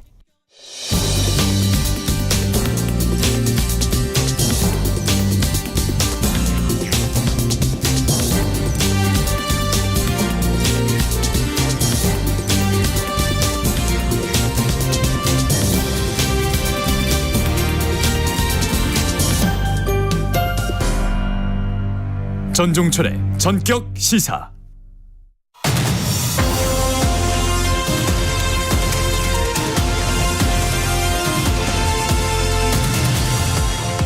전종철의 전격시사에서 매주 목요일 마련한 코너 성큼성큼 경제에 다가가는 진격의 경제 시간입니다. 오늘은 최근 우리 증시에서 주목받고 있는 저 PBR 주식을 중심으로 경제 이슈 짚어보겠습니다. 김영익 서강대 경제대학원 겸임교수 나와 계십니다. 교수님 어서 오세요. 네, 안녕하십니까. 교수님, 요즘 대표적인 저평가 주식, 그러니까 실제 주식 가치보다 가격이 싼 주식으로 알려진 저 PBR 주식이 증시에서 화제입니다. 먼저 저 PBR 주식 어떤 의미인지 설명부터 좀 해주세요. 네, 우선 PBR이라는 게 뭐냐면 주가를 주당 순자산가치로 나눈 거예요. 네네. 이게 1보다 높으면 순자산가치보다 주가가 높다 그런 의미고요. 1보다 낮으면은 뭐 주가가 저평가돼 있다 그런 식으로 의미를 담을 수가 있는데요. 네, 그런데 이게 우리나라가 전체적으로 보면 한 1배 정도 되는데요. 네. 일본은 한 1.4배, 예. 미국은 4배가 넘습니다. 1배라 하면 똑같다는 뜻인가요, 우리나라는? 근데 최근에 1배도 못 됐었어요. 아, 그래요? 그래서 우리나라 주가가 저평가됐다. 그리고 평균적으로 그러고요. 또 상당히 많은 기업들이 0.6, 특히 은행주들은 0.4 안팎입니다. 아, 그렇습니까? 그렇게 주가가 저평가됐다는 겁니다. 그렇군요.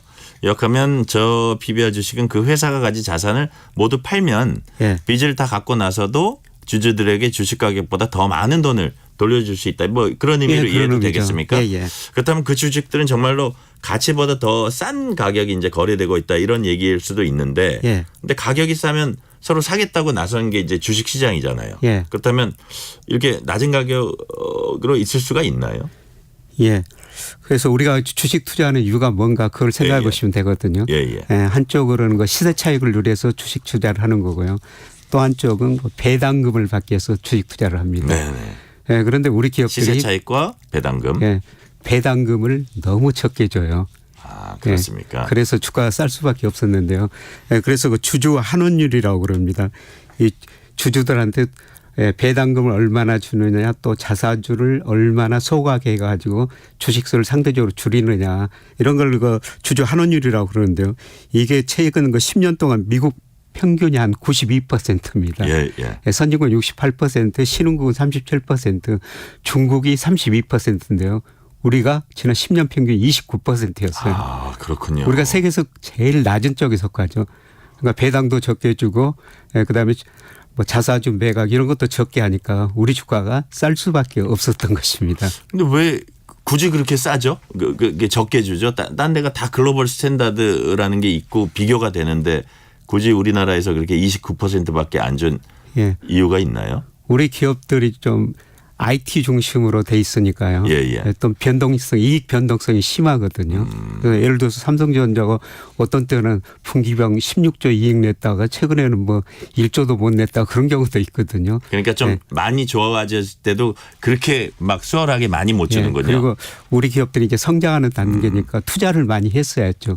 그래서 투자를 많이 해야 되니까 배당금을 상대적으로 덜 줄 수밖에 없는 그런 환경이었었습니다. 네네.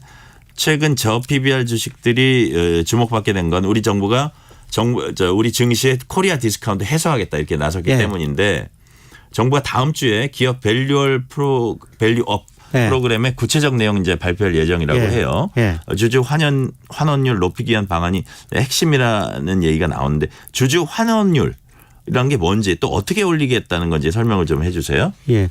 주주 환원율을 높이겠다는 건 이제 기업들한테 배당금을 더 달라. 네. 자사주를 좀 매각해서 소각해라. 예, 그런 의미거든요. 네. 예, 그래서 소위 그 주주 친화적 기업으로 바꿔라. 예, 정부가 기업들한테 요구하는 게 그렇게 됩니다. 그래서 배당금을 주고 자사주 소각하면 주가가 오르게 되거든요. 예, 그래서 26일 다음 주 월요일 날 발표가 되는데요. 뭐 내용이 그때 발표되지 알겠습니다만은 예, 주주 친화적 기업들한테는 뭐 세무조사를 유예해 준다든지 세금을 감면해 준다든지 그리고 주주 친화적 기업 잘한 기업하고 못한 기업 리스트를 공개를 하겠다는 겁니다. 그리고 주주 친화적 기업으로 구성된 지수나 네네. 그거를 바탕으로 하는 ETF를 상품을 개발하겠다. 아마 이런 내용들이 담길 것 같습니다. 그렇군요. 통상 정책 수혜자라고 하면 정부 정책 영향으로 기업의 이익이 개선돼서 가격이 이제 오르는 사례가 많았습니다. 물론 효과가 단기간에 그쳐서 급등했다 급락하는 경우도 이제 많았고요. 이번에는 어떨까요? 장기적으로 가격 수준을 올리는 그런 효과가 있을까요? 네, 저는 있다고 보고 있습니다. 네네. 아까 주주 환원율이 미국은 92%인데 우리는 29%라는 겁니다. 사실 미국은 여기서 더 이상 늘어나기는 힘든데요. 우리는 29% 너무 낮기 때문에 계속 올라갈 가능성이 있죠. 그래서 주주 환원율이 오르면 주가가 더 오를 수가 있습니다. 그런데 문제는 이제 단기적으로는 최근에 이런 기대를 가지고 이런 관련 주식들이 네. 뭐 30% 50% 가깝게 한두 달 사이에 그렇게 많이 올라버렸거든요. 예. 그래서 단기적으로 뭐 월요일 날 발표하는데 미리서 올랐기 때문에 주가라는 건 늘 선반영을 해요. 그 소식이 알려지면은 또 선반영하고 좀 조정을 보이게 됩니다. 그런데 분명히 장기적으로는 저는 긍정적이라고 보고 있습니다. 이런 정책들이. 네. 투자자들이 저 PBR 주식에 주목한 이유가 정책 영향으로 이제 가격 상승이 기대된다는 이유도 있지만 워낙 이제 저평가된 우량주들이다 보니까 최소한 손해는 안 볼 것이다 이런 기대가 사실 있잖아요. 그래서 그럼에도 불구하고 이런 거를 할 때 투자자들이 좀 유의해야 한다 이런 부분이 있을까요? 예, 증권시장에 밸류 트랩이라는 단어가 있거든요. 밸류 트랩. 이게 뭐냐면은 PBR이 낮은데도 계속 못 오르고 있는 주식들입니다. 네, 그래서 PBR이 낮다고 해가지고 우리가 그 주식을 무조건 사는 것보다는 이 기업들이 매년 영업이익이 늘어나는가 매출이 늘어나는가 이런 거 이익 매출도 같이 보셔야 된다는 겁니다. 이게 안 늘어나면은 그냥 밸류 트랩에 오랫동안 갇혀 있는 거죠. 그걸 같이 봐야 되는군요. 저 PBR 주식이 주목받으면서 가장 먼저 수혜받은 종목이 금융주, 특히 은행주 상승세가 놀라웠어요. 사실 은행주들은 저평가 우량주의 이제 대표 선수라고도 이제 할 수 있지 않습니까? 교수님도 과거에 은행에 정기 예금하는 것보다 은행 주식 사면 이자보다 배당금 더 받을 수 있다 이런 말씀도 하셨어요. 은행주 넓게는 금융주들이 여전히 투자 매력이 있다고 보세요? 예. 뭐 있어 보입니다. 지금 저 은행주들이 최근에 많이 올랐는데요. 그래도 저 PBR이 지금 0.4배고요. 그다음에 PER이라고 있어요. 이거는 주당 순이익에 비해서 주가가 얼마나 높은가. 이게 우리 평균이 한 10배 정도 되는데요. 은행주들은 한 5배 안팎입니다. 그리고 은행들이 배당 수익률이 대부분 5%가 넘어요. 그런데 우리가 지금 은행에 예금하면은 은행 예금 1년 만기 정기 예금 금리가 얼마 전에 2년 전에 한 5%까지 갔었거든요. 그런데 지금 3% 중반으로 떨어졌습니다. 문제는 이게 더 떨어질 수가 있다는 거죠. 우리 잠재 성장률이 현재 성장 능력 2% 안팎인데요. 한 5년 지나면 1% 초반대로 떨어질 거예요. 그러면 금리가 더 떨어질 수밖에 없죠. 그러면 은행에 예금하면은 뭐 2% 안팎 금리 받을 수가 있는데 은행주 사가지고 배당을 받으면은 그게 5% 이상일 거라는 거죠. 그래서 저는 뭐 저 은행에 예금하실 경우를 하면은 차라리 그 은행 주식 사가지고 배당을 받으시는 게 나을 것 같습니다. 여전히 그 말은 유효하시네요. 예, 그렇습니다. 최근 우리 증시도 분위기가 조금씩 좋아지고 있지만 사실 미국 증시 상승세는 참 부러운데요. 그런데 미국 증시를 주도하고 있는 종목들은 AI, 반도체, 이른바 이제 성장주인 반면에 우리 증시는 저평가 우량주가 이제 주목을 받고 있습니다. 두 시장이 이렇게 차이를 보이고 있죠. 예, 미국 주가는 아까 PBR이 4배가 넘었다. 우리는 1배 안팎이다 그랬는데요. 예, 미국 주가는 이미 고평가된 상태에 접어들었고 그래서 저 AI 관련주들이 많이 오릅니다. 요새 우리가 신문에 보면 매그니피션트 7이라고 그러는데요. 네네. AI 혁명을 주도할 회사 예를 들어서 마이크로소프트, 애플 오늘 또 잠깐 전에 그 엔비디아 그 실적이 발표됐는데 엄청 좋게 나왔더라고요. 아, 그렇습니까? 이런 기술주들이 많이 오르고 있어요. 예, 그런데 우리는 주가가 저평가돼 있기 때문에 제자리에 가는 과정에서 저평가된 주식들이 지금 제자리를 찾아가는 과정에서 오르고 있는 것 같습니다. 네. 최근 비트코인이 5만 달러를 넘어서 원화 기준으로는 7천만 원 선까지 상승했습니다. 미국에서 비트코인 현물 ETF 증시 상장을 승인한 게 상승 요인이란 이런 분석이 나오고 있어요. 네. 현물 ETF 상장이 비트코인 가격에 어떤 정도의 영향을 끼치고 있는 건가요? 네, 우선 그 미국에서 비트코인 현물 그 ETF를 승인했다는 거는 비트코인이 화폐의 본질적인 기능인 거래 수단 아니지만 이게 투자 수단이다. 네네. 공식적으로 인정을 해버린 거예요. 그러다 보니까 비트코인 수요가 더 많이 늘어날 그렇죠. 수밖에 없죠. 예. 그래서 최근에 그 비트코인 가격이 계속 지금 좀 오르고 있는 추세입니다. 네. 우리나라 주식 시장에는 아직 비트코인 현물 ETF가 상장돼 있지 않죠? 예, 그렇습니다. 네네. 그래서 그럼 우리 주식 시장에서 거래되는 비트코인 관련 상품은 있습니까? 직접 관련 상품 없습니다. 그런데 간접적으로 그런 거 관련 비트코인한테 여러 그 기술을 제공해 주는 이런 회사들이 일부는 있는데요. 직접 미국처럼 그런 상품 아직 상장이 안 돼 있습니다. 그래서 요새 이제 많이 논의가 되고 있는 거죠. 그렇죠. 주요 정당들이 이번 총선 공약으로 비트코인 현물 ETF의 우리 증시 상장 허용을 검토하고 있다. 이런 얘기들이 지금 나오고 있어요.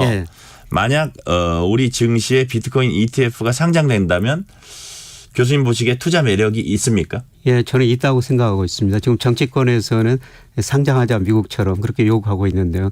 뭐 정책당국 특히 금융위원회에서는 아직은 아니다 이렇게 지금 판단하고 있는 것 같습니다. 예, 그러나 미국에서 승인한 만큼 우리도 결국은 승인해야 될 것 같고요. 네네. 예, 그런데 이제 문제는 비트코인 가격이 오를 것인가 내릴 것인가. 네네. 비트코인 가격을 결정하는 가장 중요한 요소가 미 달러 지수예요. 달러 지수가 하락하면 비트코인 가격이 올라가고 그다음에 미국 금리가 떨어지면은 비트코인 가격이 올라갔거든요. 근데 최근에 그 달러 가치가 약간 오르고 있습니다만은 미국의 재정 적자 대부채가 너무 많으니까요. 장기적으로 보면 달러 가치가 하락할 수가 있고요. 그다음에 미국이 언제 금리를 인하할 것인가 시기만 문제지 금리를 인하할 수밖에 없습니다. 이런 의미에서 비트코인 일부는 거 투자하셔도 좋을 것 같은데요. 근데 비트코인이라는 거는 변동성이 심하고요. 그다음에 하루 종일 거래되고 주말에도 거래되거든요. 그래서 많이 투자할 필요 없는데 저는 뭐 투자 자산의 한 10% 안팎 정도는 투자해도 괜찮을 것 같다. 이런 말씀 드리고 싶습니다. 투자 매력은 있다. 그러나 좀 조심해서 봐라. 네, 그렇게 제가 이해를 하겠습니다. 오늘 여기까지 듣겠습니다. 김영익 서강대 경제대학원 겸임 교수였습니다. 감사합니다. 고맙습니다. 지금 시각 8시 42분입니다. 이 시각 교통정보입니다. 인천 석정로 숭이로터리에서 남부역 삼거리 구간 통신선이 도로 쪽으로 내려앉은 사고가 나서 처리 작업 중입니다. 양방향 전면 통제고요. 또 서울 지하철 5호선은 눈으로 인한 기지출고 장애가 났습니다. 전 구간이 열차 운행이 지연되고 있습니다. 서울시내 올림픽대로 공항 쪽으로는 올림픽대교에서 한강대교까지 정체가 심해졌고요. 반대 잠실 방향은 행주대교에서 가양대교 또 여의하류에서 한강대교 사이가 정체가 심합니다. 좀 더 지나 한남대교에서 영동대교 사이도 많이 밀리기 시작했고요. 같은 방향 강변북로 구리 쪽 행주대교에서 반포대교까지 정체 이어지는데 1시간이 넘게 걸리고 있습니다. 청담대교 남단에서 북단 방향으로는 하회차로에 물고임이 생겨서 주의해서 지나시기 바랍니다. KBS 교통정보센터에서 임초희였습니다.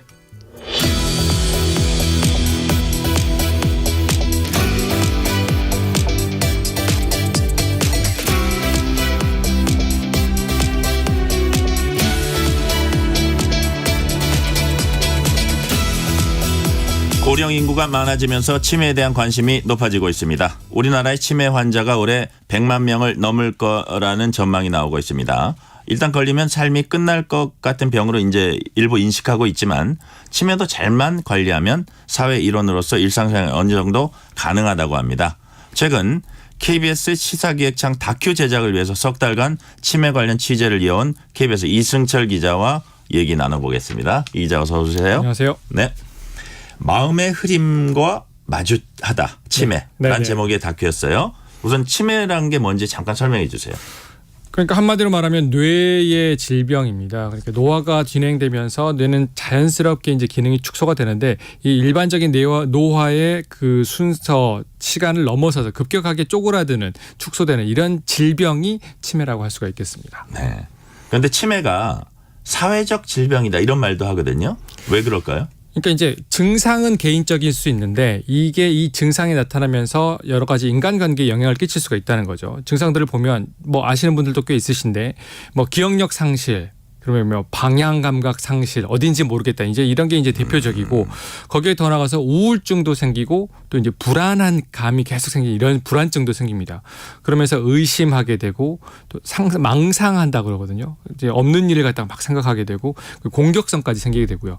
제가 읽은 어떤 치매 환자가 쓴 책에는 자기 아버지가 뒷뜰에 서 있는 걸 봤다라는 이런 환각 증세에 대한 것도 아주 구체적으로 얘기를 하는 치매 환자들이 생각보다 꽤 많습니다. 네. 그리고 이 단어 기억하시면 좋은데 작화증이라는 단어가 있어요. 그러니까, 무슨 뜻이죠? 그러니까 뇌의 기능이 축소가 되고 이게 단절이 되면서 그 부분을 자신의 상상으로 채웁니다. 그래서 이야기를 지어내서 그걸 사실로 믿는 거죠. 이걸 작화증이라고 하게 됩니다. 그래서 이런 여러 가지 증상들이 사실 치매 환자들이 겉으로 보면 멀쩡한데 뭔가 계속 나를 의심하는 것 같다 이러면은 아무래도 사이가 틀어지잖아요. 이래서 좀 사회적인 질병에 대한 이런 성격을 갖고 있는 겁니다. 네. 그런데 자신이나 가족이 치매다 이런 진단 받으면 일단 충격을 받아요. 사람들이. 치매 과연 나을 수 있는 병인가요? 나을 수는 없습니다. 그러니까 뇌가 쪼그라드는 인체 기능이 퇴화하는 거여서 나을 수는 없는 병이긴 합니다. 그러면 조금 좋아질 수는 있다는 뜻이에요? 말씀하신 그대로인데요. 그러니까 이제 이게 치매에 걸렸을 때 어떻게 대응하는 게 삶의 질, 이제 이 삶의 질에 대한 부분들이 계속 제기가 되는데요. 치매가 보통 이게 초기, 중기, 말기로 발전이 되는데 네네. 전문가들이 한 10여 년을 얘기를 하더라고요. 근데 이제 개인차가 굉장히 심한데 관리를 잘하면 초기 증상, 가벼운 치매 증상만 갖고 그냥 평생 살 수도 있다는 거거든요. 네네. 그래서 대응을 잘해야 된다 이런 얘기를 합니다. 그래서 대응을 한 2단계 정도로 나눌 수가 있는데 굉장히 쉬운 말이지만 일단 발견이 굉장히 중요합니다. 요즘은 치매 그래도 인식이 조금 치매 검사 받아야 된다는 인식들이 생겨서 검사들 많이 받으시거든요. 뭐 경로당 그다음에 보건소 가도 치매 검사 쉽게 받으실 수 있고요. 병원들 이렇게 해서 치매 검사 받으셔서 일단 조기에 발견하는 게 중요하고 주변에서 봤을 때 단순한 기억력이 떨어지는 건 치매가 아닌 경우가 많아요. 근데 평소와 조금 다른 행동을 하는 경우가 있어요. 예를 들어서 제가 인터뷰한 의사 중에는 이런 경우가 있었어요. 임원인데 굉장히 점잖은 분인데 갑자기 성희롱 반어를 툭툭 회사에서 하셨다는 거예요. 이상하다. 관계 이상해졌죠. 근데 알고 보니 치매였더라. 그러니까 이게 뇌의 작용이기 때문에 개인차가 있지만 갑자기 조금 다른 행동들을 하는 거예요. 이런 거는 공격적인 성향. 그렇죠. 의심하고 이런 건 주변에서 보고 한번 치매 아닌가 이렇게 말씀해 보실 필요도 있고 그렇게 발견을 하고 나면 일단 유지를 하는 게 중요합니다. 근데 유지에 병원도 굉장히 큰 효과를 발휘해요. 그러니까 약을 먹고 굉장히 예후가 좋아졌다 이런 분도 꽤 많으시거든요. 그래서 병원도 가보시는 것도 적극 추천을 드립니다. 그리고 한 가지 또 키워드가 등장하는 게 뇌 자극이라는 이런 키워드가 있거든요. 이런 부분이 또 중요한 부분이 있습니다. 네. 뇌 자극? 네. 뭐 약간 공부하거나 읽거나 뭐 이런 거 같은 느낌이 드는데 그게 뭔가요? 물리적인 방법인가요? 말씀해 주셨는데 이게 재밌는 그 사례가 있어요. 연구가 있는데 치매 연구의 대표적인 연구가 노틀담 수녀원 연구거든요. 한 700명 정도 되는 수녀들을 계속 이제 관찰 추적을 한 건데 이게 수녀님들이 그렇잖아요. 이게 삶이 비슷하고 단순하니까 어떤 사람이 치매에 잘 걸리는지 어떤 사람이 치매에 걸려도 예후가 좋은지 이런 부분을 연구를 쭉 했거든요. 근데 보니까 젊었을 때부터 일기를 쓰고 여러 가지 단어들을 구사하고 이렇게 어휘력에 관련된 훈련들이 계속된 분들이 나중에 치매가 걸려도 예후가 좋고 별일 없이 살아가더라 이런 거거든요. 그러니까 치매에 걸리면 전두엽하고 해마가 굉장히 위축이 되는데 특히 이 해마가 어휘와 굉장히 관련이 많다 그래요. 근데 이제 이게 몸하고 비슷한 게 해마가 어느 기능이 퇴화가 되더라도 어휘 훈련을 많이 하고 말을 많이 쓰고 주변과 관계를 계속 맺어가면 거기가 강화가 돼서 보충을 해준다는 거죠, 기능을. 네네. 그래서 뇌 자극이 계속되고 이런 부분들이 굉장히 도움이 된다. 그래서 전문가들은 좀 새 단어, 신문이나 텔레비전에서 뭐 새 단어 나오면 자꾸 그거 써봐라. 이런 것도 도움이 되고 외국어 배우는 것도 괜찮다. 이런 말씀하시는 전문가도 있었습니다. 네. 말씀하신 노틀담 수녀 연구 재밌네요. 근데 이와 비슷한 사례 또 취재하셨다고요? 그래서 이제 사실은 독거 노인 분들이 문제잖아요. 그래서 네네. 이제 시골에 궁항 이제 비교를 해보기 위해서 한번 제가 취재를 했었는데 경남 하동의 궁항마을이라고 있는데 여기 치매 안심 마을입니다. 근데 여기에 4분 정도 치매 판정을 받으신 분들이 계신데 여기가 점잖은 치매라는 말들을 하세요. 그래서 여기가 무슨 말인가 하고 제가 이제 취재를 해보게 된 겁니다. 아, 그렇군요. 점잖은 치매. 요거 좀 조금 더 이렇게 자세하게 좀 설명을 해 주세요. 그러니까 이제 마을 이장님이랑 인터뷰에서 이 얘기가 나왔는데 이런 거예요. 그러니까 마을 회관이 있는데 낮에 어르신들이 모인다는 겁니다. 근데 그냥 이렇게 저희들끼리 이렇게 환담하는 게 아니고 예. 하루 종일 거기 섞여 계세요. 그러면서 마을에 대한 것들 이렇게 얘기하고 서로 얘기하며 이러면서 자신의 뭐라 할까요? 일상을 유지하고 대화수를 늘리고 이러면서 치매에 걸려도 걸린지 잘 모르겠고 걸리는 사람도 별로 없고 막 이런 상태가 유지되는 그래서 점잖은 치매다 이런 말씀을 하신 겁니다. 그렇군요. 또 관찰 카메라를 통해서 실제 사례를 깊이 있게 이제 들여다봤다 이렇게 들었는데 어떤 걸 봤나요? 그래서 이제 아까 경남 하동을 저희가 이제 취재를 했던 건데 이제 네네. 그분과 그럼 실제로 다른 분과 얼마나 대화가 차이가 나나 해서 도시 서울 강북에 계신 할머니 한 분과 두 분 다 이제 치매 판정을 받으셨는데 얼마나 대화를 나누시는지 하루 종일 관찰을 했어요. 그래서 시간은 오전 10시부터 오후 3시까지 5시간 했는데 서울에 계신 어르신은 오전에 요양보호사가 방문하시는데 그럼에도 불구하고 하루에 한 48회 정도 네. 여셨고 아까 그 관찰 시간 동안. 근데 이제 궁항마을에 계신 어르신은 마을회관에 나와 계셨는데 127번 말을 하셨어요. 근데 이 차이도 큰데 더 이제 저희가 주목한 건 대화 횟수보다 이게 접촉 인원이라는 걸 저희가 또 카운트를 했거든요. 근데 네네. 이제 서울에 계신 할머니는 딱 2명 접촉을 하셨어요. 요양보호사 포함해서. 근데 시골에 계신 할머니는 16명을 접촉을 하셨어요. 회관에서. 그러니까 본인이 얘기하는 것도 있지만 옆에서 계속 얘기하는 걸 듣고 뭐가 어떻게 돌아가는지 알고 말 참견도 하고 네. 계속 커뮤니케이션이 되고 교류가 된다는 거죠. 이런 부분이 굉장히 뇌 자극 부분에서 굉장히 양호한 그래서 치매 안심 마을에 계신 분들이 더 상태가 좋았던 이런 부분들이 있었던 겁니다. 네. 이승철 기자는 도쿄 특파원 지냈습니다. 이번 다큐 위에서 일본도 취재했다는데 초고령사회 일본도 치매 문제 심각한가요? 저희가 치매 환자 아까 100만 명이라고 했죠. 예, 예. 일본은 700만 명 정도. 그렇군요. 네네. 더 심각할 수밖에 예, 예. 없죠. 근데 이제 치매에 대한 인식은 저희하고 조금 다릅니다. 예, 예. 이렇게 우리나라는 치매에 대한 부정적인 인식이 사실 강해요. 치매 걸리면 아무것도 못해라는 사회적 인식이 저희는 딱 있는데 일본에서는 치매를 가져도 나만의 삶을 유지할 수 있다. 이런 부분에 방점을 두는 분위기가 최근에 굉장히 강해졌습니다. 치매와 함께 산다. 그렇죠. 네네. 그러니까 저희가 취재한 분 중에 오사다 요네사쿠라 할아버지가 계셨는데 이분이 그 도쿄 희망대사예요. 그러니까 네네. 치매가 70대 때 걸리셨는데 계속 자기 삶을 유지하시면서 지금 혼자 다니시고 심지어는 집에서 요리도 하세요. 그러니까 자기는 이렇게 말씀하셨어요. 절대 혼자 있지 마라. 사람들에게 섞여라. 사람들에게 섞여 무언가를 해라. 그러면서 자기 역할을 찾고 그렇게 나아갈수록 굉장히 자기의 삶을 영위할 수 있다. 이런 말씀을 하시거든요. 그래서 이런 부분들이 점점 강해지면서 이제 TV에 나오잖아요. 네. 저분은 치매 걸렸는데 잘 살고 있네. 이런 걸 보게 되니까 일본 사회 전반에서 그럼 치매 걸린 분도 나도 저 사람처럼 할 수 있겠네라는 생각이 강해지고 그러면서 그러면 치매 뭐 부끄러울 것도 없고 걸린 건 어쩔 수 없어. 나 살아갈 수 있어. 이런 생각들이 점점 확산이 되게 된 거죠. 지금 오사다 할아버지 말씀하시는 거죠? 네네네. 희망대사. 네. 희망대사 이거는 그냥 사람들의 지칭입니까? 누가 진짜 대사로 임명을 한 겁니까? 도쿄 희망대사라고 그래서 도쿄시에서? 그렇죠. 오, 임명을 그래요? 한 겁니다. 네. 도쿄시에서 임명을 해서 이분이 치매 걸렸는데도 이렇게 잘 산다. 그렇죠. 이분 한 분입니까? 아니요, 여러 분 계십니다. 그래서 그렇구나. 미디어에 계속 노출이 되는 부분들이 계속 예. 있는 거죠. 그분 중에 한 분이 오사다 할아버지인데 네네네. 이게 아주 어떻게 보면 뭐 순조로운 순탄한 어떤 생활을 하는 그런 부분들을 사람들에게 보여주는 거네요. 그렇죠. 이거는 우리가 정책적으로 한번 좀 함의가 있는 것 같아요. 굉장히 인상 깊었어요. 예. 그분이 또 이렇게 치매 환자들 모임에 나와서 얘기도 하시면 네네. 그분이 또 얘기하는 거에 더 주목도 있게 되고 이런 부분들이 꽤 보이더라고요. 네네네. 제도적 측면도 아마 중요할 겁니다. 일본도 이제 새로 법을 만들었다고요? 작년에 만들었는데 그 이름이 공생사회 실현을 위한 인지증 기본법 이렇습니다. 인지증이란 게 이제 일본에서 말하는 치매라는 치매에 관련된 가르친 용어인데 네. 사실 이 치매라는 말이 네. 치자가 어리석을 치, 매자가 미련할 매자예요. 그러니까 네네. 이제 아주 부정적인 용어가 강한데 원래 일본에서도 치매라고 불렀는데 2004년에 바꿨습니다. 인지증으로. 그러니까 너무 사회적 부정적 인식이 강하니까 이것부터 바꾸면서 사회적으로 뭔가 치매에 대한 인식을 바꿔보자 이런 것들이 생겨나기 시작했고 작년에는 공생사회를 아예 그 법에 넣어서 같이 살자는 걸 갖다가 더 강조하게 됐죠.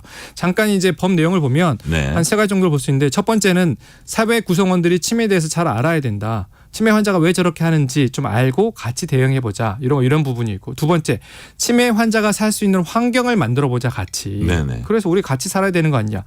물리적인 부분도 있지만 여기서 또 중요하게 짚은 부분이 사회 구성원들이 치매 환자에 대한 차별 의식도 알게 모르게 갖고 있는데 이것도 버리자. 같은 사람이다. 이 부분이 있고요. 세 번째 치매 예방.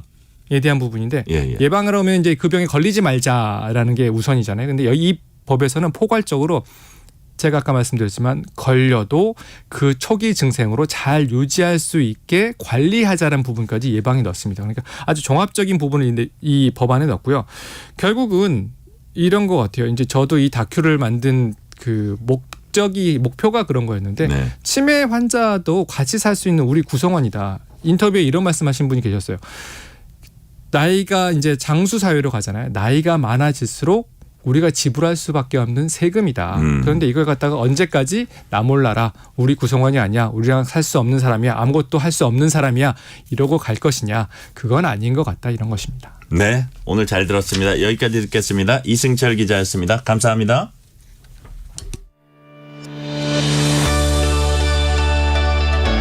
세상을 바라보는 바른 시선. 전종철의 전격 시사.